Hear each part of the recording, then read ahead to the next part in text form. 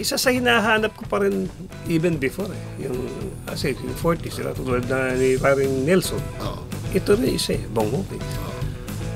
Nagtataka nga ako ba't na wala ito 8-time champion. Solid. Diba? Doon sa 8 yun, 4 doon siya ang finals MVP. Tapos 2 beses best player of the conference. 8 beses All-Star. 3 beses nag-mythical. Diba? PBA Rookie of the Year. Lahat ng pwedeng na i-consider nandun Hindi na siya nawawala doon sa top para hindi mo siya mapansin. Okay? At nakasabay natin to. Okay? Pumasok ito 99 I think 99 Kaya nakita ko yung galing nito din nagtuloy-tuloy although we won the 99 All Filipino against Tanduay. Okay. Isa sa nakalaban namin sa playoffs. Hindi bago yun, Hinebra yun Tinalo ng Hinebra yung Token Tex, yung Mobiline. Tapos kami tinalo ng Hinebra. Pero during the elimination, ito na sabay na sila ni Danny Ildefonso. Mura-mura pa, tinalo namin. 2 beses yata, 2 rounds, hindi na natin sa amin. Pero nung sumunod na, ang bilis ng improvement na nung San Miguel na yun, na nakalaban namin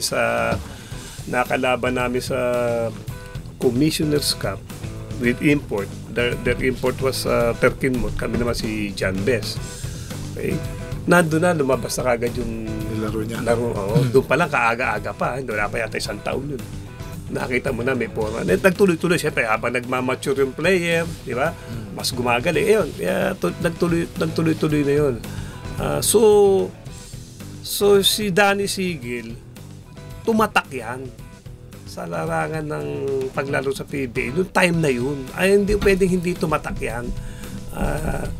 Laging pag sinasabing Danny, it's ILS. Hindi pa pwedeng Danny ay lang binabanggit. Although si Daniel Ildefonso nag 2-time MVP pero close siya sa sa mga stats Laging yung dalawang yan lagi pag San Miguel and magkakaroon pa siya ng mga nasabi ng best player, okay? Of the conference, iba rin yun. Diba? So, kung sa 50 greatest, itatanong kasi meron tayong 40, no? Kung magdadagdag ka ng tapos nga, ang isa pa sa mga parang qualifications is pag MVP ka, shoot-in ka, di ba? So, ando na yung Junmar and Scotty Thompson sa 8. So, 8, isa sa okay, unahin ko muna si Nelson, susunod ko na to. Yan ang next. Susunod ko na to. Then the rest, napanggitan, pag-usapan na natin, Bong Hopkins, Abby King, Abby Duadles, di ba? Kung sino-sino pa, and the rest, di ba? Manny Victorino, Yoyoy Villamil, Jeffrey Carrias, Dennis Espino, di ba? Hindi pwedeng hindi mawala ito. So ito, pag ito, hindi napunta sa 50 greatest. Ewan ko na lang, di ba? Dapat nasa 42 correct.